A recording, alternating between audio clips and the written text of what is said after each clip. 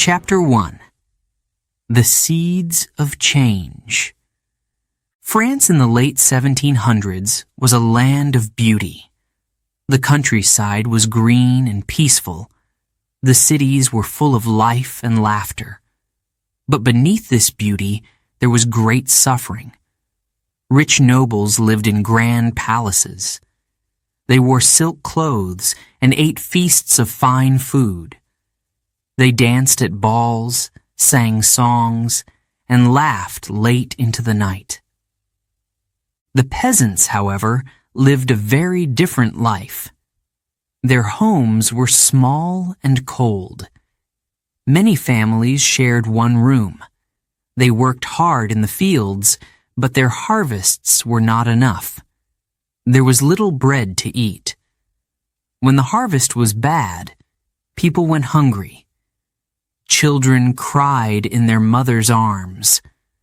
Fathers grew thin and weak. The people of France were suffering. The nobles didn't notice, or perhaps they didn't care. They kept spending money on parties and clothes.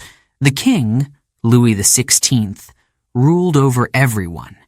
He lived in the Palace of Versailles. It was like a dream. A golden palace full of art, music, and gardens.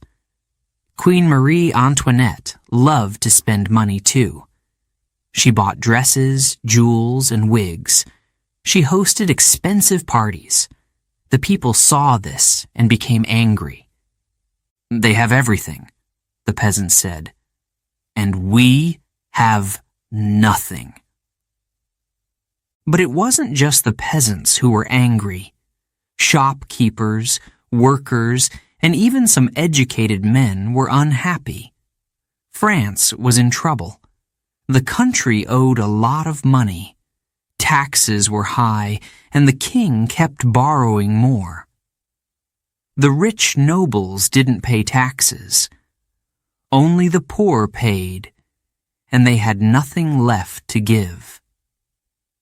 People began to talk. Quietly at first, in dark corners of taverns, in whispers on the streets, but the whispers grew louder. "This isn't fair," they said. "Why do the rich have so much? Why do the poor suffer?" Some spoke of change, others spoke of revolution. The air felt different. Tense, as if a storm was coming. One cold winter, bread became too expensive. People could not buy enough to eat. Crowds gathered in the streets of Paris. Women with tired faces held their children close. "We are hungry," they cried. "Feed us." Their voices were full of anger and fear. The king stayed in his palace. He did not listen. But the people's anger grew. They blamed the king and queen. They blamed the nobles. They blamed the system that kept them poor. Each day, more people began to speak out. Writers and thinkers shared new ideas. They spoke of liberty, freedom for all people. They spoke of equality, an end to unfairness, and they spoke of fraternity, brotherhood, and unity. These ideas were powerful. They gave people hope. One day, a young man named Jacques stood in the marketplace. He clenched his fists as he looked at the rich man in a fancy coat riding past in a carriage. Jacques' family worked hard every day. They barely had enough bread. Yet, this man lived in comfort and ease. "It isn't right," Jacques muttered. His friends nodded. They felt the same. In a small room that evening, Jacques and his friends talked. "We need to do something," one said. We can't live like this anymore." Jacques agreed. His heart pounded. He felt scared, but also excited. Around France, people like Jacques were having the same conversations. Soon, there were protests in the streets. People gathered in crowds, shouting and waving signs. They demanded bread. They demanded justice. Sometimes, the protests turned violent. Windows were smashed. Shops were looted. The tension grew. Then, something happened that no one could ignore. In a small village, a group of peasants refused to pay taxes. They said they had nothing left to give. The king's soldiers arrived to punish them, but the peasants fought back. They used tools, sticks, and even rocks. The soldiers were shocked. This had never happened before. News of the fight spread quickly. People whispered about it in the cities and villages. "If they can fight back," they said, "why can't we?" The whispers of rebellion turned into shouts, and the shouts grew louder each day. People began to dream of a new France, a fair France, a free France. But change would not come easily. The king would not give up his power without a fight, and the nobles would not let go of their wealth. The people knew they faced danger, yet their anger was stronger than their fear. In the spring of 1789, the king called a meeting. It was called the Estates General. He hoped it would calm the people. Representatives from all over France came to discuss the future. There were three groups: the nobles, the clergy, and the common people. But the common people were tired of being ignored.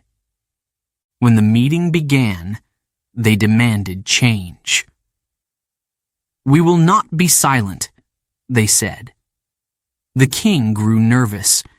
He ordered the meeting to stop, but the common people refused to leave. They gathered in a tennis court and made a promise. They would not stop fighting until France had a fair constitution. It was the beginning of something new. Outside, the streets of Paris were alive with energy. People marched with torches. They shouted slogans and sang songs. They believed change was coming. But change would not come without a cost. Chapter 2. A King in Trouble. King Louis XVI sat in his grand palace.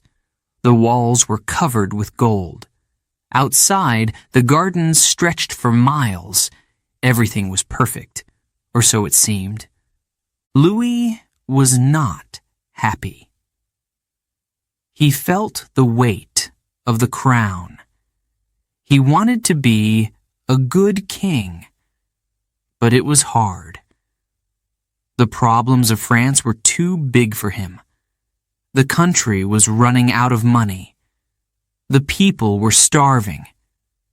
Everywhere there was talk of anger and change. But Louis didn't know what to do.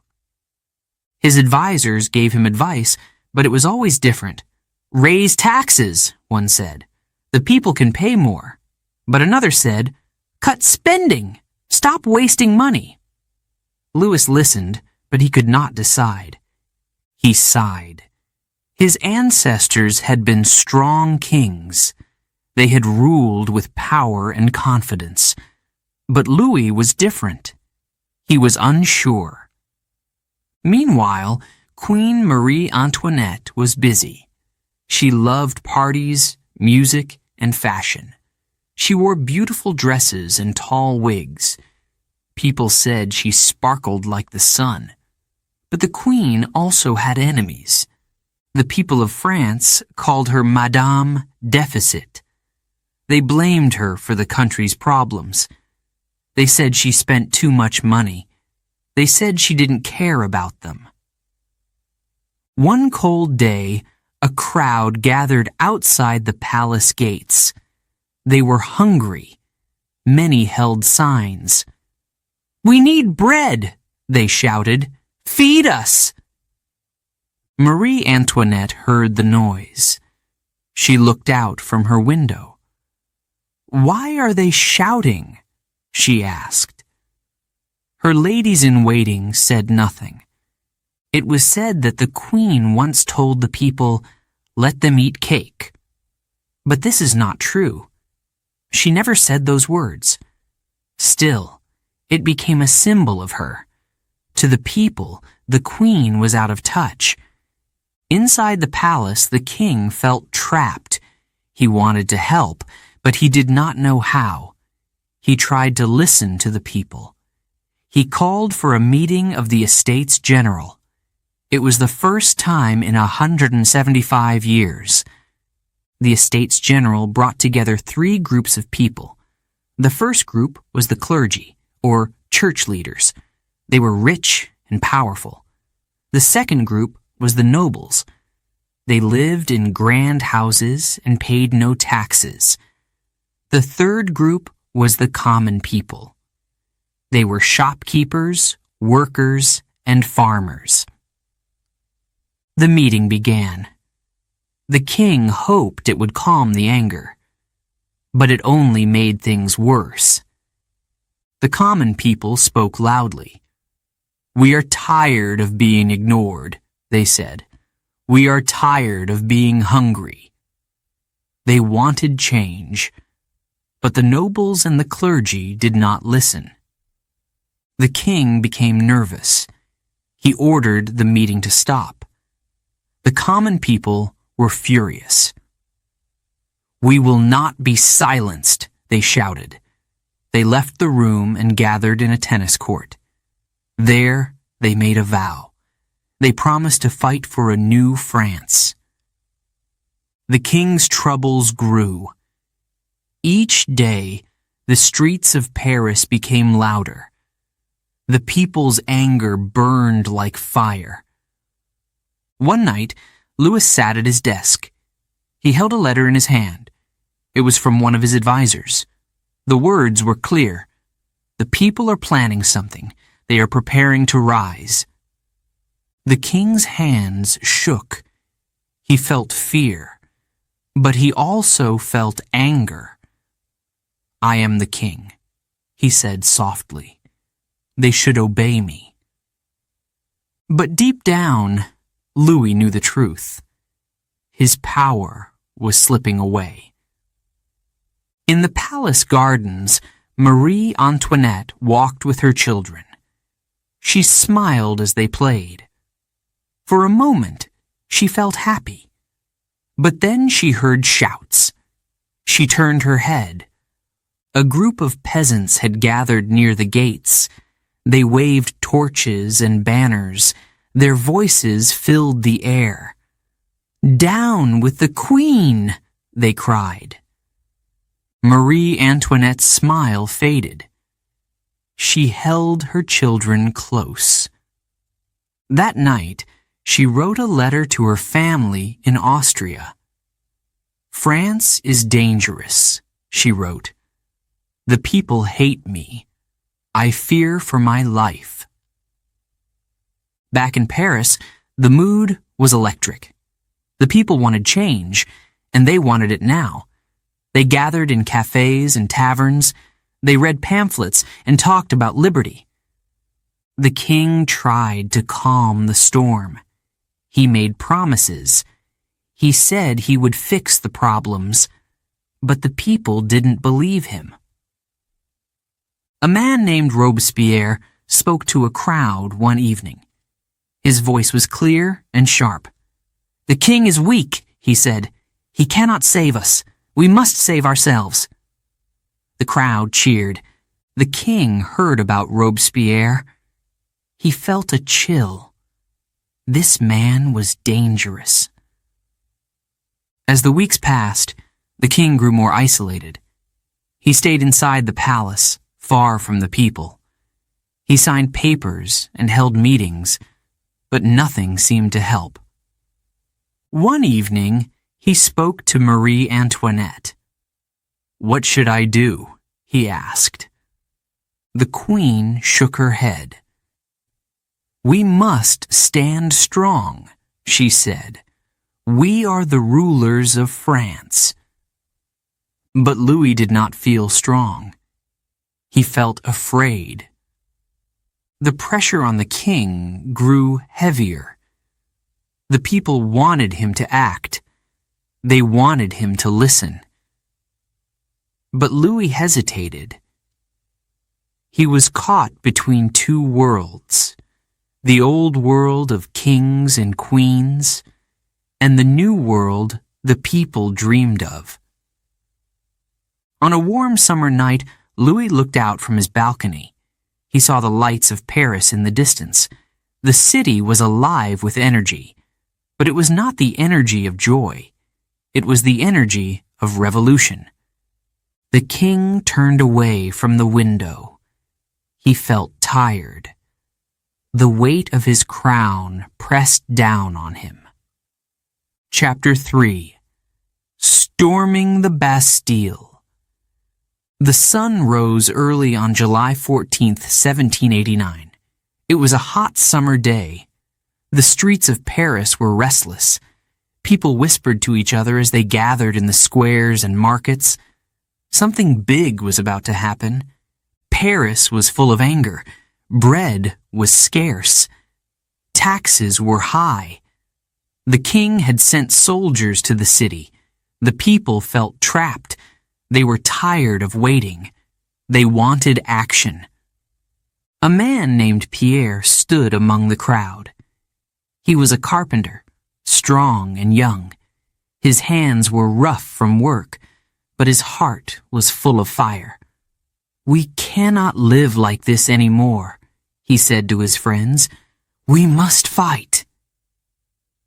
The crowd grew larger. Hundreds of people filled the streets. They carried makeshift weapons, sticks, knives, even farming tools.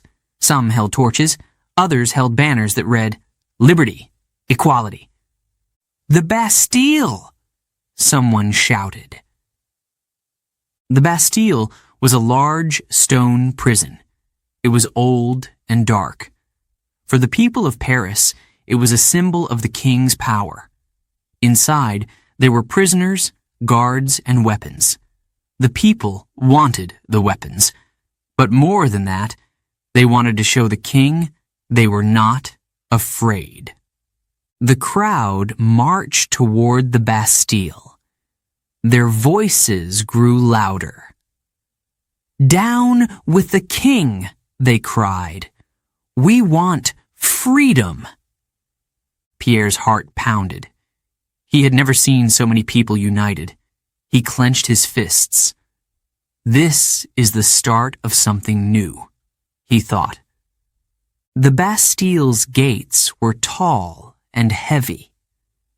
Guards stood at the top of the walls, looking down at the crowd. The leader of the Bastille, Governor de Launay, was inside. He watched nervously. The shouts from the crowd grew louder. "They are too many," one guard said. "What should we do?" "Hold your ground," Delaunay ordered, but his voice shook. The people reached the gates. They banged on the doors with sticks and tools. "Open the gates!" they shouted. "Give us the weapons!" But the gates stayed closed. The crowd grew angrier. Pierre looked up at the guards. His eyes burned with determination. "They won't listen to us," he said. "We must act." Someone fired a shot. No one knew who fired first. The sound echoed through the streets. For a moment, there was silence. Then chaos erupted. The guards fired back at the crowd. People screamed and ran for cover, but the crowd did not stop. They pushed forward, throwing rocks and bottles. Pierre grabbed a torch and ran toward the gates. His heart raced. "We can do this!" he shouted. More people joined the fight. Workers, shopkeepers, even women and children. They brought ladders to climb the walls. They used ropes to pull down the gates. The noise was deafening. Inside the Bastille, the guards fought back, but they were outnumbered. The people kept coming. Their anger was stronger than their fear. Finally, the gates began to crack. The crowd cheered. Pierre felt a surge of hope. "We're going to win," he thought. After hours of fighting, the gates fell. The crowd rushed inside. The guards dropped their weapons and surrendered. Governor Delaunay was captured. The people had taken the Bastille. Pierre stood in the courtyard, breathing heavily. The air was filled with smoke and cheers. He looked around at the faces of the crowd. Some were crying. Others were laughing. "This is the beginning," Pierre whispered. The prisoners inside the Bastille were freed. There were only a few, but their release was a powerful symbol. The people had won. They carried Governor Delaunay through the streets. Some wanted to spare his life. Others wanted revenge. In the end, anger won. Delaunay was executed. The crowd took pieces of the Bastille, stones, wood, and chains. They carried them home as souvenirs. The Bastille, once a symbol of fear, was now a symbol of freedom. News of the Bastille's fall spread quickly. In the countryside, peasants heard the story and felt brave. They began to rise up against their landlords. Across France, the old system of power started to crumble. In Versailles, King Louis XVI heard the news. He looked at his advisor with wide eyes. "Is it a revolt?" he asked. "No, sire," the advisor replied. "It is a revolution." The king said nothing. He turned away and stared out the window. The world he knew was falling apart. For Pierre and the people of Paris, July 14th, 1789, was more than just a day. It was a turning point.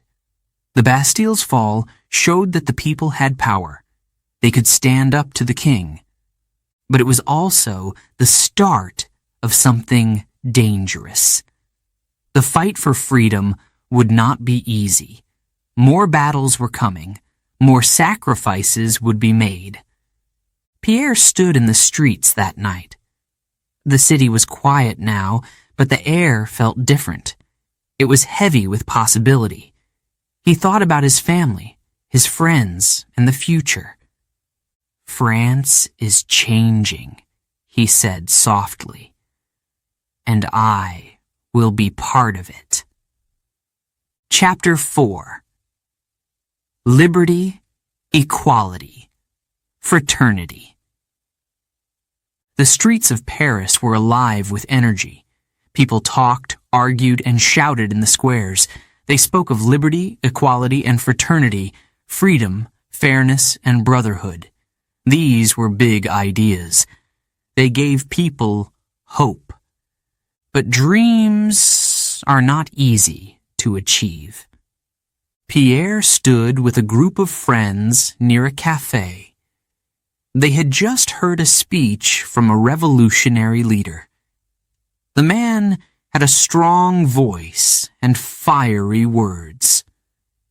"We must fight for a new France," he had shouted. The crowd cheered, their fists in the air. Now, Pierre felt both excited and nervous. "Do you think we can really change things?" he asked. His friend Marie nodded. She was young, with bright eyes full of determination. "We have to," she said. "If we don't, who will?" The revolution had begun. The National Assembly was writing new laws. They wanted to end the old ways of the monarchy. No more kings with absolute power, no more nobles with special privileges. The people of Paris were proud. They had taken the Bastille. They had shown their strength. But the work was far from over. In the assembly, men debated fiercely. Some wanted slow changes. Others wanted to rebuild France completely. Arguments lasted for hours. Sometimes voices were raised. But outside the assembly, life was still hard. Bread was expensive. Taxes were high. The people wanted action, and they wanted it now. One afternoon, Pierre and Marie walked through the market. They saw a group of women talking loudly. One of them, an older woman, waved a loaf of bread in the air. "This cost my entire week's pay," she cried. The women grew angrier. "We are starving," they said. "We fought for freedom. But what has changed?" Pierre felt a knot in his stomach. He had seen this anger before. He remembered the storming of the Bastille. That same fire burned in these women's eyes. At night, Paris was restless. The sound of marching feet filled the streets. Groups of citizens, armed with sticks and old swords, patrolled the city. They called themselves the National Guard. Their leader, Lafayette, was a hero from the American Revolution. He believed in liberty, but he also believed in order. "We must protect the revolution," he told his men, "but we must also protect the people." The National Guard tried to keep peace, but sometimes peace was hard to find. Fights broke out in the streets. Tensions were high. In the middle of it all, the king stayed in Versailles. He still lived in luxury. He still wore fine clothes and ate grand meals, but his power was fading. One evening, the king received news from the National Assembly. They had written the Declaration of the Rights of Man and Citizen. It said all men were born free and equal. It said everyone had the right to liberty, property, and security. The king frowned as he read it. "What does this mean for me?" he asked his advisors. But deep down, Louis already knew the answer. The people of Paris celebrated the declaration. They gathered in the streets to read it aloud. Pierre stood among them, listening. The words filled him with hope. Marie smiled as she held a copy of the declaration. "This is what we've been fighting for," she said. "This is the start of a new France." Pierre nodded, but he noticed something in the crowd. Some faces were still angry. Some voices whispered, "It's not enough." Days turned into weeks. The excitement of the revolution mixed with fear. People didn't trust each other. Rumors spread quickly. "The king is planning to attack us," some said. The nobles want to bring back the old ways. In the assembly, tempers flared.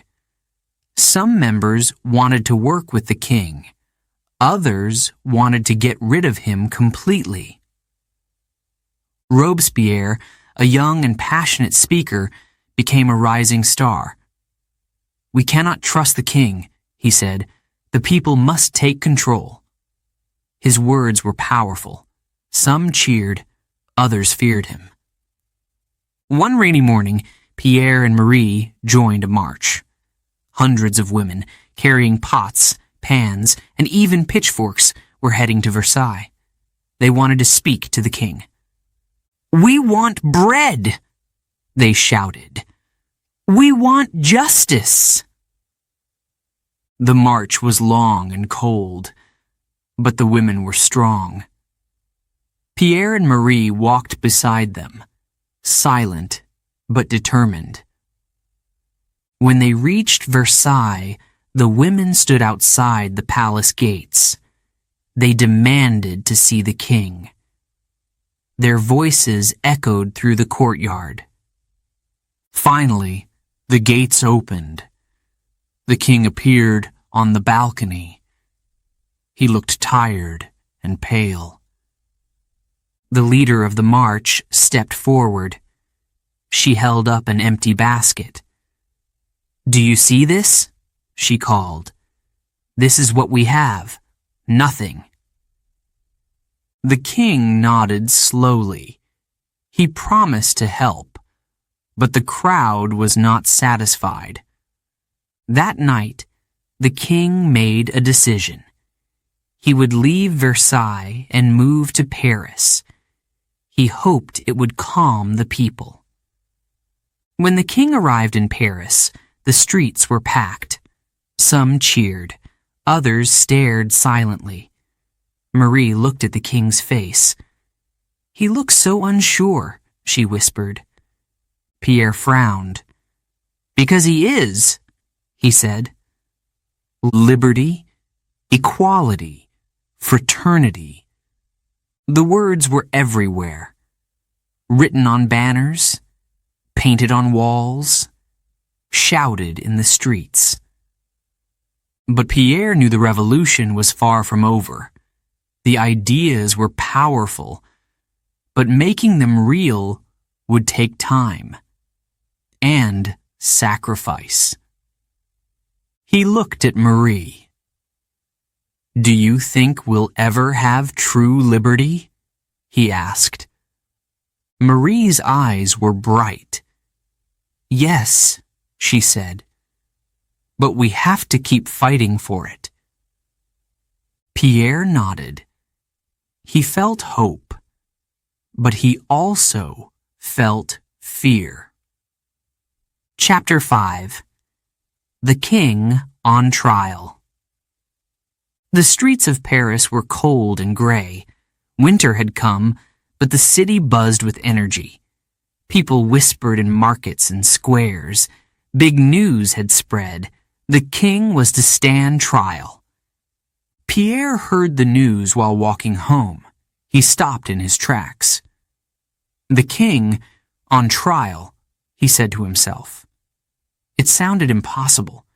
Kings were supposed to be untouchable. They ruled by divine right. They were chosen by God. But now, Louis XVI was just a man. The National Assembly had taken away his power. The revolutionaries no longer trusted him. They believed he was working against them. Some even said he was helping France's enemies. Inside his prison, King Louis XVI sat quietly. The room was bare, cold, and silent. It was far from the golden halls of Versailles. He looked at a letter from his wife, Queen Marie Antoinette.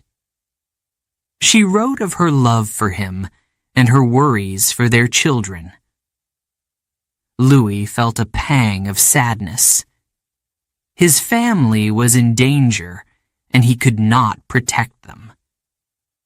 He thought of the people outside. Once, They had cheered for him as their king. Now they called him a traitor. Louis sighed. He had always tried to be a good king, but it had not been enough. The trial began in a large hall. It was crowded with revolutionaries, guards, and citizens. Pierre stood at the back of the room, his heart pounding. He had come to see history being made. The prosecutors listed the charges against the king. They said he had betrayed his country. They said he had plotted with foreign powers to stop the revolution. Louis sat calmly.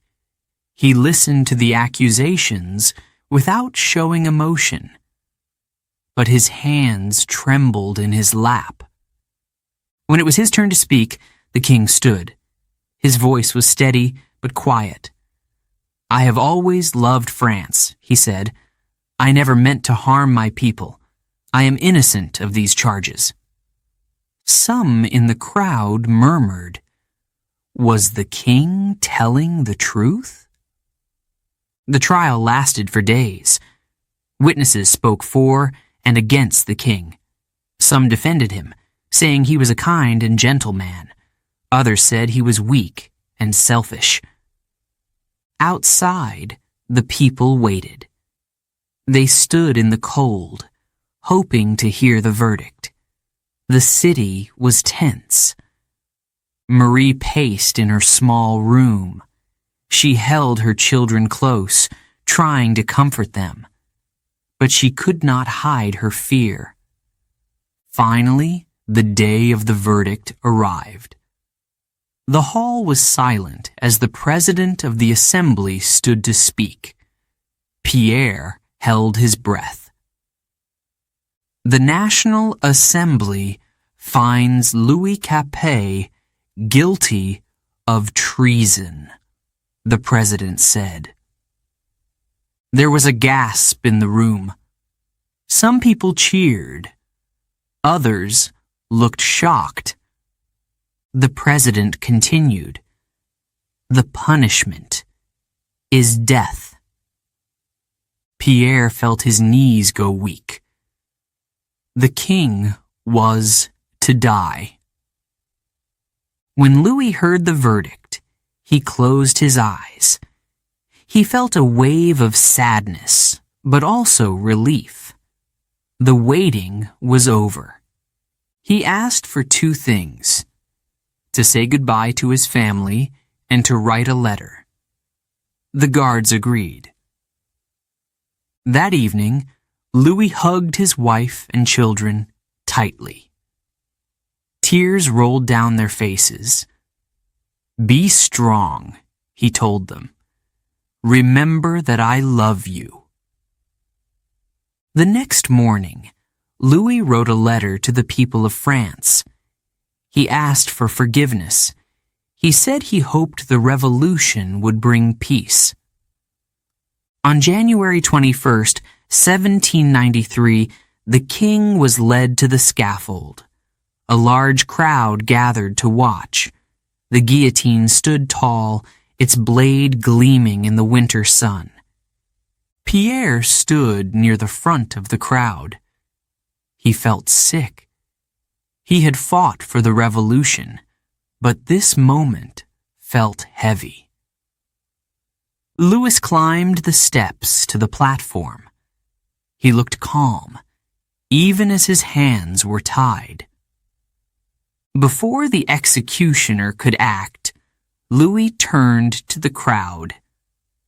"I die innocent," he said loudly. "I forgive those who condemn me." The executioner signaled to the guards. The drum roll began. The blade fell quickly. The crowd gasped. Some people cheered, shouting, "Long live the Republic!" Others wept silently. Pierre turned away. His hands were shaking.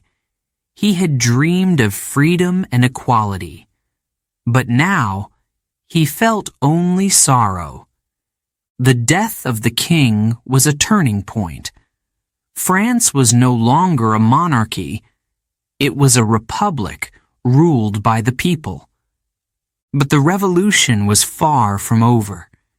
New challenges lay ahead. The people of France had won their freedom, but they were about to learn how difficult it was to keep it. Pierre walked home in silence. His thoughts were heavy.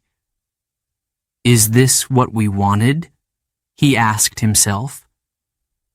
Marie greeted him at the door. She looked into his eyes. "What happens now?" she asked. Pierre didn't know the answer. Before we begin Chapter 6, a quick note for our listeners. You're currently listening to this audiobook on WooEnglish. Remember, this content is specially made for WooEnglish listeners only. If you're hearing it on any other channel, it may be a violation of WooEnglish's rights. Please ensure you're tuned into the right source to fully enjoy and respect this audiobook journey. Now, let's continue the story. Chapter 6, The Guillotine and the Queen. The air in Paris was cold and heavy. A few months had passed since King Louis XVII's execution. The people were still angry. They wanted more. Their eyes turned to the Queen. Marie Antoinette sat alone in her small prison cell. The room was dark and damp. The grand dresses, jewels, and parties of Versailles were only a memory now. She wore a simple black dress. Her once tall wigs were gone. Her hair was cut short and gray. She thought of her children. They had been taken from her. She didn't know if they were safe. She thought of her husband, Louis, and the day he died. A tear rolled down her cheek. She quickly wiped it away. The guards came for her early one morning. "It's time," one said. His voice was cold. Marie Antoinette nodded. She stood up straight. If she was afraid, she didn't show it. The Queen was taken to the courthouse. It was loud and crowded. People filled the seats, eager to see her trial. Many of them cheered as she entered the room. Marie Antoinette looked at the faces in the crowd. They were full of anger and hate. But she didn't look away. She kept her head high. The charges were read aloud. They accused her of spending too much money, of betraying France, and of plotting against the revolution. Some accusations were lies. One was so cruel that Marie Antoinette finally spoke. Her voice was steady, but filled with pain. "I appeal to all mothers," she said. "What you accuse me of is false and inhuman." The crowd grew quiet for a moment, but the silence didn't last. The trial lasted for 2 days. Witnesses came forward to speak against her. They called her greedy. They called her cruel. Marie Antoinette said little. She knew her fate was already decided. When the verdict was announced, there was no surprise. "Guilty," the judge declared. "The punishment is death."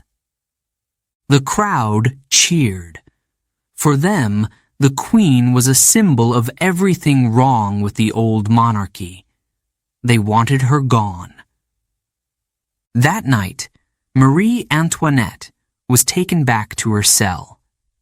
She sat on the small wooden bed and wrote a letter to her sister. Her hands trembled as she held the pen. "I am calm," she wrote. "I forgive my enemies. I pray for my children." She folded the letter carefully. A guard came to take it away. The morning of October 16th, 1793, was gray and quiet. The Queen was dressed in a simple white gown. Her hands were tied behind her back. A cart waited outside to take her to the scaffold. The streets of Paris were crowded. People lined the roads, shouting and jeering. Some threw rotten food. Others stood silently, watching. In the cart, Marie Antoinette kept her head high. She didn't look at the crowd. She didn't cry. She stared straight ahead. The cart reached the Place de la Révolution. The guillotine stood tall in the center. Its blade gleamed in the pale light. Marie Antoinette climbed the steps to the platform. Her steps were steady. She didn't falter. The executioner stepped forward to tie her feet. As he did, she accidentally stepped on his foot. "Pardon me," she said softly. "I didn't mean to do it." These were her last words. The crowd grew silent as the Queen was placed under the blade. The drum roll began. The blade fell swiftly. It was over. The people cheered loudly. The monarchy was gone. First the king, now the Queen. But as the cheers faded, a strange feeling filled the air. Some felt relief. Others felt sadness. Pierre was in the crowd that day. He had seen the king die. Now he watched the Queen's death. He thought of the word liberty. Is this what liberty looks like? He wondered. Marie Antoinette's death marked the end of an era. But the revolution was far from over. Back in the streets of Paris, the people began to talk. Some said, "We have won." Others said, "The real fight is just beginning." The National Assembly was divided. Some leaders wanted to keep pushing for change. Others wanted to slow down. One man stood out among them. His name was Robespierre. He believed the revolution needed to continue, but his vision was strict and unforgiving. Enemies of the revolution must be punished, he declared. The guillotine became a symbol of fear. It had been used to end the monarchy. Now it was used to silence anyone who opposed the revolution. Pierre saw the changes in Paris. The excitement of liberty had turned into suspicion. People accused their neighbors of being traitors. Friends turned against friends. Marie joined Pierre at the market one day. She looked worried. "Do you think this will ever end?" she asked. Pierre didn't answer. He didn't know what to say. Marie Antoinette's life had been full of luxury. Her end was full of pain. She had been a queen, a wife, and a mother. Now she was a memory. But her death raised a question. How far should the revolution go? The streets of Paris were still restless.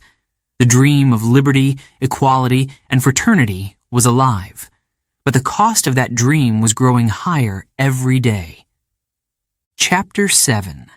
The Reign of Terror. The year was 1793. Paris was tense. The revolution had brought hope, but now it brought fear. Robespierre was one of the leaders of the revolution. He believed in liberty, equality, and fraternity. But he also believed in justice, harsh justice. Robespierre wanted to protect the new France. He saw danger everywhere. Enemies of the revolution are hiding among us, he said. We must stop them. He was serious. Too serious. The guillotine stood in the center of Paris. Its blade was sharp and ready. At first, it had been used for kings and nobles. Now, it was used for anyone who was seen as an enemy. Every day, crowds gathered to watch. The square was full of noise, shouts, cheers, and whispers. People came to see who would be next. Pierre stood in the crowd one morning. He had come to see a trial. A man named Jacques, a baker, was accused of speaking against the revolution. Jacques stood before the judges. His face was pale. I only said the bread prices were unfair, he explained. I didn't mean to insult the revolution. The judges didn't listen. The verdict was quick. Guilty. Pierre's heart sank. Jacques had always been kind. This isn't justice, Pierre thought. Fear spread like a shadow across France. People didn't trust each other. A neighbor's whisper could send you to the guillotine. Friends became enemies. Marie looked worried as she sat with Pierre in the market. Do you hear the rumors?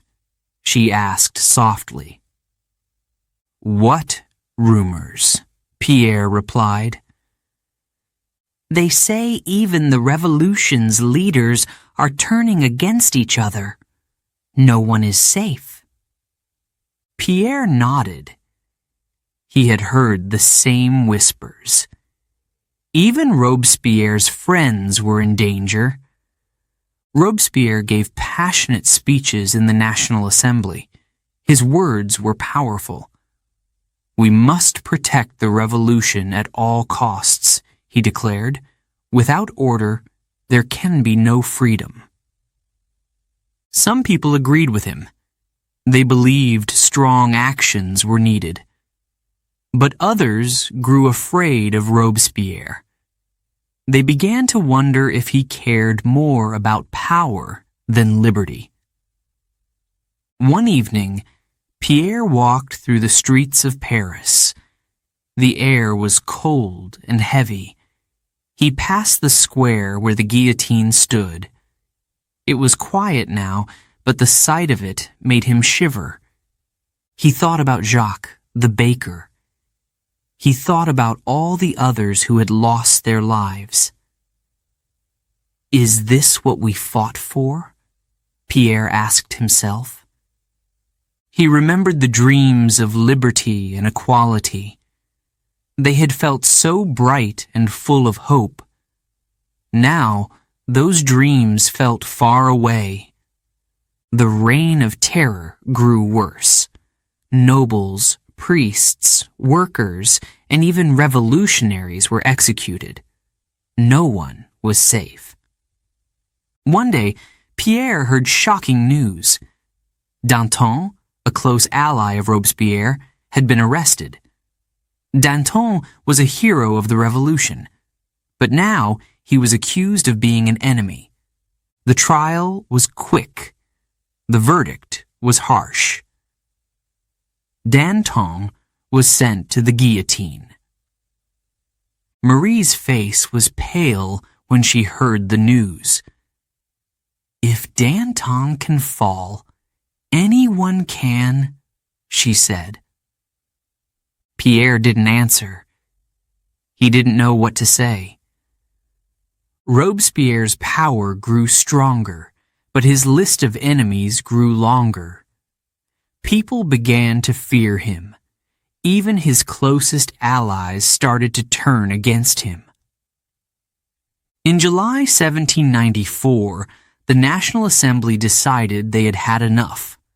Robespierre was arrested.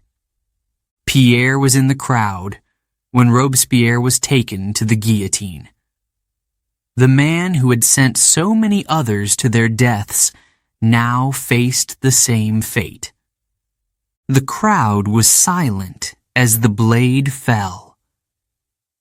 The reign of terror ended with Robespierre's death, but the scars it left behind were deep. Pierre stood in the square that evening. The guillotine was gone, but its shadow still hung over the city. He thought of all the lives lost. He thought of liberty and equality. Was it worth it? He wondered. Marie joined him. She touched his arm gently. "We have to believe in the future," she said. Pierre nodded slowly. He wanted to believe, but the cost of the revolution had been so high. France began to rebuild. The dreams of liberty, equality, and fraternity were still alive. But the people knew those dreams would take time to achieve. Pierre walked home that night, deep in thought. He remembered the early days of the revolution. He remembered the hope, the excitement, and the fire. The fire was still there, but now it burned differently. It was quieter, more determined. Chapter 8: A Nation Transformed. The revolution had shaken France. The old ways were gone. Kings, nobles, and priests no longer held the same power. New ideas filled the air. Pierre stood in the square one morning. He looked at a poster on the wall. It announced the end of feudal rights. No more would peasants be forced to work for free. No more would lords control their land. Pierre smiled. "This is what we fought for," he thought. But not everyone was smiling. In some villages, nobles refused to give up their privileges. Angry crowds gathered. Fires burned in the countryside. The revolution had brought change, but it had also brought chaos. The National Assembly worked hard to create new laws. They wrote a constitution for France. It promised liberty and equality for all citizens. Marie held a copy of the Constitution in her hands. She read it slowly.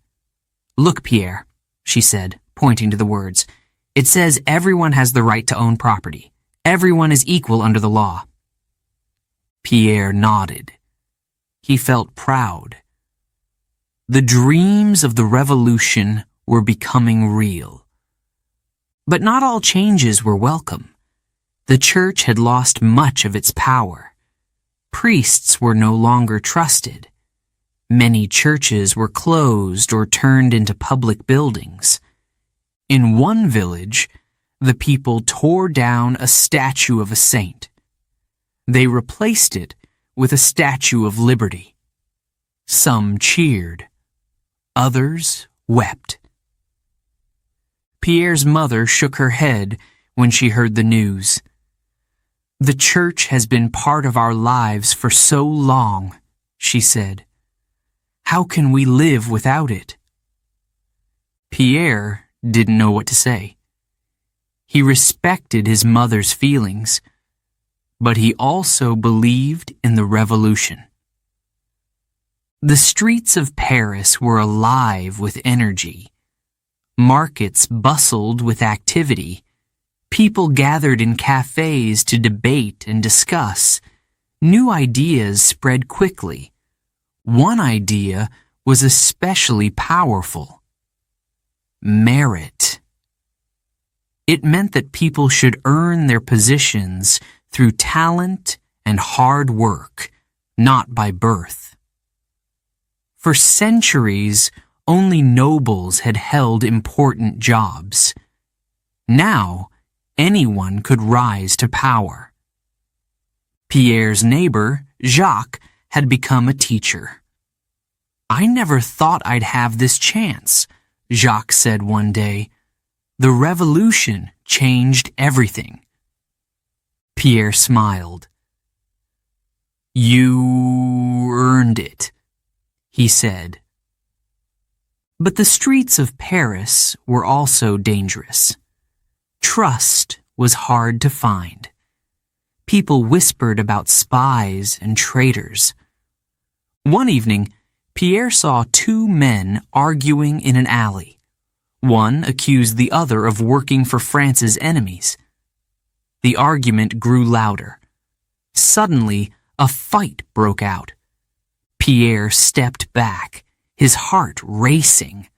The revolution had ended many injustices, but it had also created fear. The National Assembly introduced new symbols for the nation. The tricolor flag, blue, white, and red, was now the symbol of France. The song La Marseillaise became the anthem. At a festival in the square, Pierre joined a crowd singing the anthem. Their voices were strong and full of hope. For a moment, it felt like the revolution had brought unity. Marie stood beside him. "Do you think we'll have peace now?" she asked. "I hope so," Pierre replied. But deep down, he wasn't sure. Life in France was changing fast. Schools were built to educate all children. Scientists and thinkers shared new ideas. One day, Pierre read about a man who had discovered a vaccine for smallpox. He showed the article to Marie. "This is amazing," he said. "The revolution isn't just about politics. It's about progress." Marie smiled. "Maybe the future will be brighter after all," she said. Amid the progress, there was still pain. Many families had lost loved ones during the Reign of Terror. Pierre often thought of his friend Jacques, the baker. One afternoon, Pierre visited Jacques' family. They were struggling to run the bakery without him. Pierre helped them carry sacks of flour and sweep the floor. Jacques believed in the revolution. Pierre said softly, "We must keep believing, too." As the years passed, the revolution's leaders changed. Some rose to power, others fell. The dream of liberty, equality, and fraternity was alive, but it was fragile. One day, Pierre attended a meeting in the assembly. He listened to the debates. Some argued for more change. Others wanted stability. Pierre noticed a young soldier in the corner. His name was Napoleon Bonaparte. He was quiet but observant. Pierre felt a strange sense of curiosity about him. The revolution had transformed France. Feudal rights were gone. The monarchy was over. The people had a voice. But the journey was not finished. Pierre knew that building a new nation would take time and courage. He walked home, that evening, his mind full of thoughts. He passed a group of children playing in the street. They laughed and sang. Pierre smiled. For the first time in a long while, he felt hope. Chapter 9. Robespierre Falls. Robespierre stood at the height of his power. He had led the revolution through storms of anger and fear. He had fought for liberty and justice. But now, the people whispered his name with fear. Pierre heard these whispers as he walked through the crowded streets of Paris. Robespierre is dangerous, some said. He sees enemies everywhere. The guillotine had become a tool of terror. Nobles, priests, and even ordinary citizens had been sent to their deaths. Anyone who questioned Robespierre's ideas was accused of betraying the revolution. Marie looked worried as she spoke to Pierre. "Do you think he will stop?" she asked. Pierre shook his head. "I don't think he knows how to stop," he said softly. In the National Assembly, Robespierre gave speeches full of fire. His voice was strong and his words were sharp. "We must protect the revolution," he said. "Our enemies are everywhere." At first, the assembly listened. Many believed Robespierre was right. But over time, his words began to sound like threats. One day, he accused members of the assembly of working against the revolution. He refused to name them. The members grew uneasy. "How can we trust him if he accuses us all?" one whispered to Pierre. The people of Paris began to turn against Robespierre. The streets were filled with anger. Many had lost family and friends to the guillotine. They wanted the terror to end. In cafes and markets, people debated. Some still supported Robespierre. They believed he was protecting the revolution. Others called him a tyrant. Pierre listened to these debates. He remembered how Robespierre had inspired hope in the early days, but now hope had turned to fear. On July 26, 1794, Robespierre gave a long speech to the assembly. He spoke of conspiracies and traitors. His words were powerful, but his tone was harsh. Some members of the assembly grew angry. "This is too much," one muttered. "He sees enemies in every shadow." The next day, the assembly acted. Robespierre and his allies were arrested. Pierre heard the news in the square. "Robespierre," he said aloud. He couldn't believe it. Robespierre was taken to the same prison where so many others had waited for their fate. For the first time, he was powerless. His supporters tried to rescue him, but their efforts failed. The people had turned against him. Marie read the news in the paper. "He is going to face the guillotine," she said. Pierre nodded slowly. He created the terror. Now it will end with him. The morning of July 28, 1794, was bright and clear.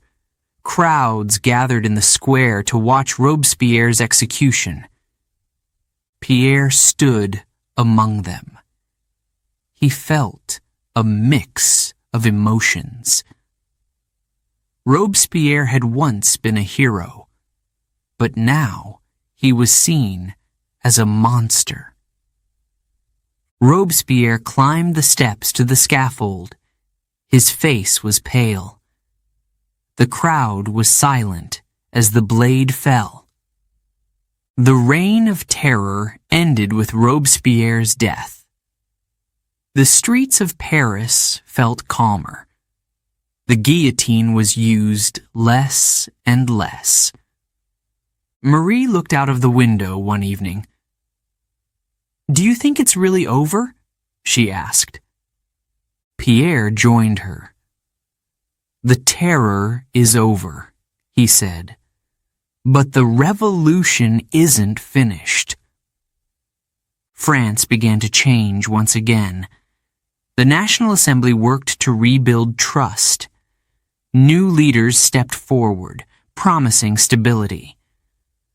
But the wounds of the terror were deep. Many families had lost loved ones. The people were tired. They wanted peace. Pierre walked through the market one afternoon. He saw children playing and people laughing. It felt like a new beginning. He thought of Robespierre's dream of liberty and equality. "We still believe in those dreams," he said to himself, "but we've learned how dangerous fear can be." Marie joined him, carrying a basket of bread. "Look," she said with a smile. "The market is full again. Maybe things are getting better." Pierre smiled. He hoped she was right. Robespierre's fall marked the end of one chapter in the revolution. But it was not the end of the story. France was still searching for its future. The people wanted a government that could bring peace and prosperity. One name was whispered in the streets: Napoleon Bonaparte. Pierre heard the whispers. He wondered what the future would bring. Chapter 10. The Rise of Napoleon. France was exhausted. The revolution had brought many changes, but it had also brought chaos. The streets of Paris were calmer now, but the people were still uneasy. They longed for stability. Pierre sat in a cafe, listening to a group of men talk. "We need a leader," one said. "Someone who can bring order." Another nodded. "Have you heard of Napoleon Bonaparte?" he asked. "They say he's brilliant, a real military genius." Pierre frowned. He had heard the name before. Napoleon was a young general who had won battles in Italy. People admired him. But Pierre wondered, can one man really save France? Napoleon Bonaparte was born on the island of Corsica. He came from a poor but proud family. As a boy, he dreamed of being a soldier. He studied hard at military school. His teachers saw his talent. He was clever, focused, and determined. "This boy will go far," one said. When the revolution began, Napoleon saw an opportunity. He joined the army and quickly rose through the ranks. His victories made him famous. By 1799, France was in trouble again. The government, known as the Directory, was weak. Corruption was everywhere. The people were losing hope. Napoleon saw his chance. He returned to Paris and planned his next move. One cold November day, Napoleon took action. With the support of his soldiers, he overthrew the government. The Directory was gone. Napoleon declared himself the first consul of France. The people were shocked, but many felt relief. They wanted someone strong to lead them. Pierre stood in the crowd as Napoleon gave his first speech. His voice was steady and confident. "I will bring order to France," Napoleon said. "I will protect our revolution and make our nation great." The crowd cheered. Pierre felt a spark of hope. Maybe he really can bring stability, he thought. Napoleon worked quickly. He created new laws to bring fairness. He established schools so more children could learn. He signed a peace treaty with France's enemies. Marie read the news with a smile. "Look, Pierre," she said. "Things are getting better. Bread prices are lower. The streets are safe again." Pierre nodded. He couldn't deny it. Napoleon was making progress. But Napoleon wanted more than stability. He wanted glory. In 1804, Napoleon crowned himself Emperor of France. It was a grand ceremony in Notre Dame Cathedral. The Pope was there, but Napoleon placed the crown on his own head. Marie watched the event on a sketch in the newspaper. "Emperor?" she said, her voice uneasy. "Is this what we wanted?" Pierre didn't answer. He felt uneasy too. As emperor, Napoleon led France into war. His armies marched across Europe, winning battle after battle. He defeated Austria, Prussia, and even the mighty Holy Roman Empire. The people of France celebrated. They believed Napoleon was unstoppable. Pierre watched the parades in the streets. Soldiers carried flags and sang songs. Children waved at the troops. But Pierre couldn't ignore the cost. "So many young men are dying," he said to Marie one evening. "How much more can France give?" Napoleon's power grew, but so did his enemies.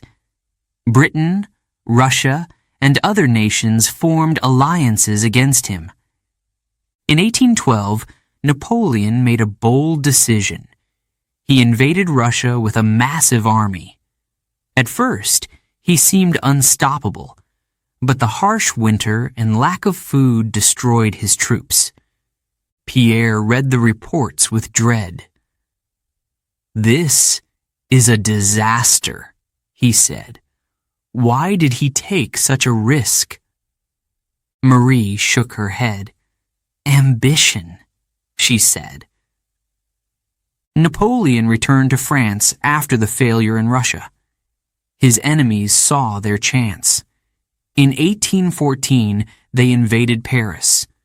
Napoleon was forced to give up his throne. The people of France were shocked. Some still loved him. Others were relieved. Napoleon was sent into exile on the island of Elba. Pierre stood in the square as the news spread. He felt a mix of emotions. Napoleon had brought stability and pride to France, but his ambition had also brought suffering. The story didn't end there. In 1815, Napoleon escaped from Elba and returned to France. Crowds cheered as he marched to Paris. He promised to restore France's glory, but his return was short-lived. Just 100 days later, Napoleon was defeated at the Battle of Waterloo. This time, there was no escape. Napoleon was exiled to the remote island of St. Helena. He would never return. Pierre sat with Marie, thinking about the past. Napoleon was a genius, he said. He gave us hope when we needed it most. Marie nodded. But he also showed us the danger of too much power. Pierre agreed. Napoleon's rise and fall had changed France forever. France was ready to move forward. The revolution had ended the monarchy and brought new ideas. Napoleon had brought stability and pride. But the future was still uncertain. Pierre looked out at the streets of Paris. The city was alive with energy. Children laughed, and people debated in cafes.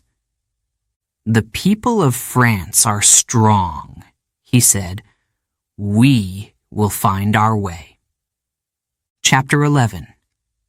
A New France. The streets of Paris were quiet. The wars were over, and Napoleon was gone. France had been through so much. The monarchy, the revolution, the reign of terror, and Napoleon's empire had all left their mark. Now, the people wanted peace. Pierre sat at a small cafe, watching the city move on. He sipped his coffee slowly. What have we gained? He wondered aloud. And what have we lost?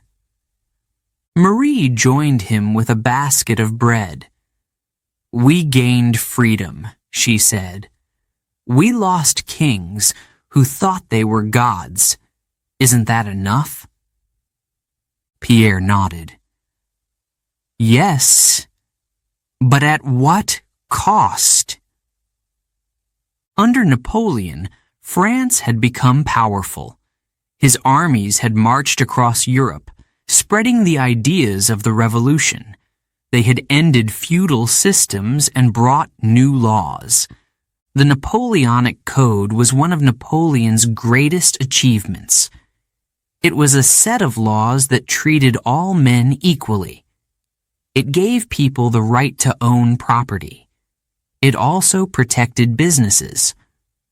Marie read about the code in the newspaper. This is what we dreamed of during the revolution, she said. Laws for everyone, not just for nobles. Pierre agreed. The Napoleonic Code inspired governments around the world. It was a legacy of the revolution. But Napoleon's ambition had also brought destruction. His wars had killed millions. Families across Europe mourned their sons, fathers, and brothers. One day, Pierre walked past a group of soldiers. They were missing limbs and wore old uniforms. They sat on the steps, begging for coins. He gave them what he could. These men fought for France, he thought. But what did they gain? The revolution's ideas of liberty, equality, and fraternity had spread beyond France. In America, people admired the French Revolution. They saw it as a fight for justice. In other parts of Europe, people began to question their own kings and queens. Could they have freedom too? Could they have equality? Marie spoke with a neighbor one afternoon. The revolution changed the world, she said. It showed that ordinary people have power. The neighbor nodded. But it also showed how dangerous power can be, he replied. France itself was trying to rebuild. After Napoleon's defeat at Waterloo, the monarchy returned. But it was not the same as before. Kings no longer had absolute power. Pierre read about the new king, Louis XVI, in the paper. He's careful, Pierre said to Marie. He knows the people won't accept another tyrant. Marie sighed. But will they ever trust a king again? The streets of Paris began to heal. Markets were busy again. Children played in the squares. But there was still tension in the air. Many people wanted to forget the past. Others wanted to keep fighting for the revolution's ideals. Pierre met with friends at a cafe one evening. They debated what the revolution had achieved. We have equality under the law, one man said. That's a victory. But only for men, a woman replied. Women are still treated as less important. The group fell silent. Pierre thought about Marie. She was strong and smart. She had been part of the revolution too. The revolution had promised freedom, but for many, freedom still felt out of reach. Workers struggled with low wages. Farmers worried about their crops. Marie walked through the market one morning. She saw a boy selling flowers. He looked tired and thin. She bought a small bouquet and gave him a coin. "Are you okay?" she asked gently. The boy nodded, but his eyes were sad. "My father died in the war," he said. Marie's heart ached. She thought of all the families who had suffered. Despite the struggles, France was changing. New schools opened their doors. People learned to read and write. Scientists and inventors created new machines. Pierre visited a workshop one afternoon. He watched a man demonstrate a steam engine. "This will change everything," the man said proudly. "We can build trains, factories, and new cities." Pierre smiled. "The future looks bright," he said. France's new government was different from the old monarchy. It was based on the ideas of the revolution. People had a voice in how they were governed. But Pierre noticed that power still rested in the hands of a few. "We have more work to do," he thought. Marie agreed. The revolution was only the beginning, she said. As the years passed, France became a symbol of change. Other countries looked to it for inspiration. Pierre walked through the streets of Paris one evening. The city was alive with energy. People gathered in cafes to share ideas. Artists painted in the squares. Musicians played in the parks. He felt proud of his country. "We have come so far," he thought, "but we must keep going." Chapter 12. The Legacy of Revolution. The French Revolution changed the world. It was a story of courage, hope, and pain. Ordinary people stood up against kings and nobles. They fought for liberty and equality. Pierre walked through the streets of Paris, reflecting on the past. The city had changed. The grand palace of Versailles no longer held the king. The guillotine no longer stood in the square. But the memories remained. In the beginning, the revolution was a dream. People wanted to create a better France. They wanted freedom for everyone, Pierre remembered the storming of the Bastille. He had marched with the crowd, shouting for change. The energy of that day was unforgettable. We believed anything was possible, he thought. Marie joined him as they passed a market. She pointed to a sign on the wall. It read, "Liberty, Equality, Fraternity." "We still believe in these words," she said. Pierre nodded. "But we've learned how hard they are to achieve," he replied. The revolution showed the world that kings were not untouchable. In France, the monarchy fell. Across Europe, people began to question their rulers. In America, leaders looked to the French Revolution for inspiration. The ideas of democracy spread. But these ideas came at a high price. Pierre thought about the reign of terror. So many lives were lost in the name of liberty. Did it have to be this way? He wondered. Marie spoke softly as they walked.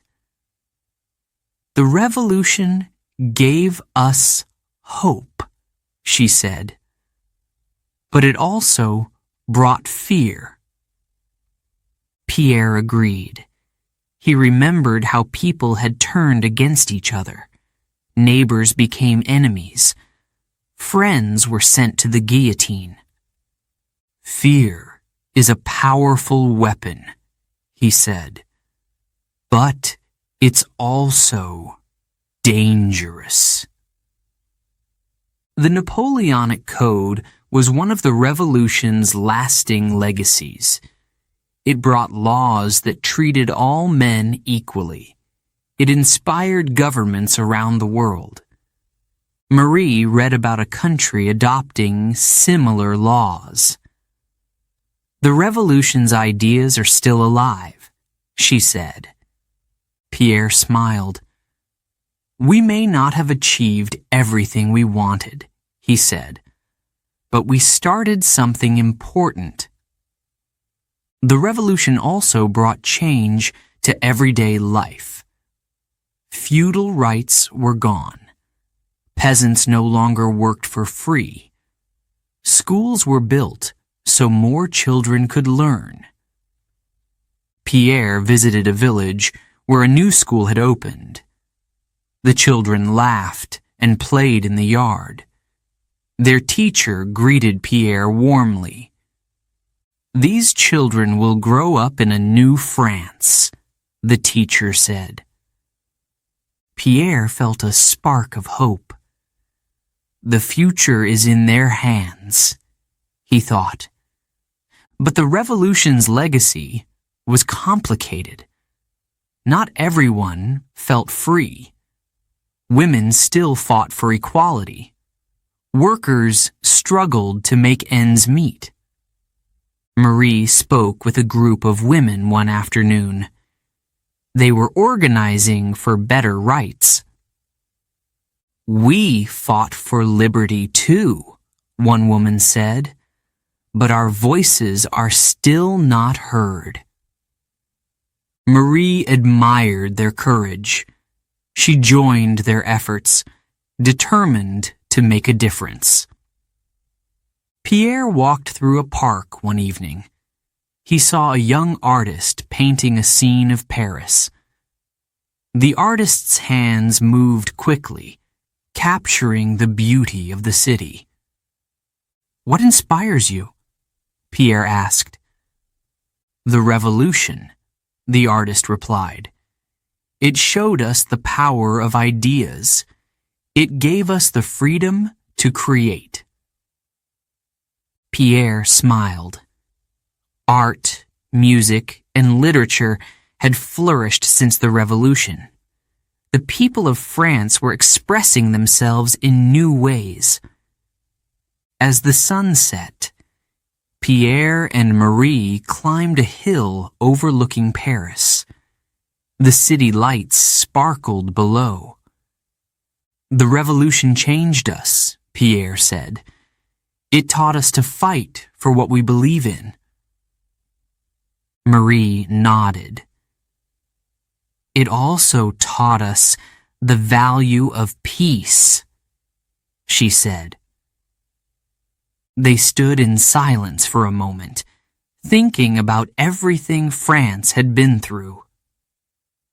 The French Revolution left a lasting legacy. It inspired hope, but also brought pain. It showed the world the power of ordinary people, but it also showed the dangers of fear and ambition.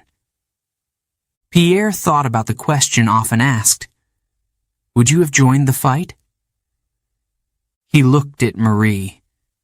She had been brave and determined during the revolution. "Yes," he said softly. "I would have joined because some things are worth fighting for." Marie smiled. "So would I," she replied. The story of the French Revolution is one of transformation. It turned dreams into action. It changed France and the world forever. As Pierre and Marie walked home, they felt a sense of pride. The revolution's journey had been hard, but its lessons would last.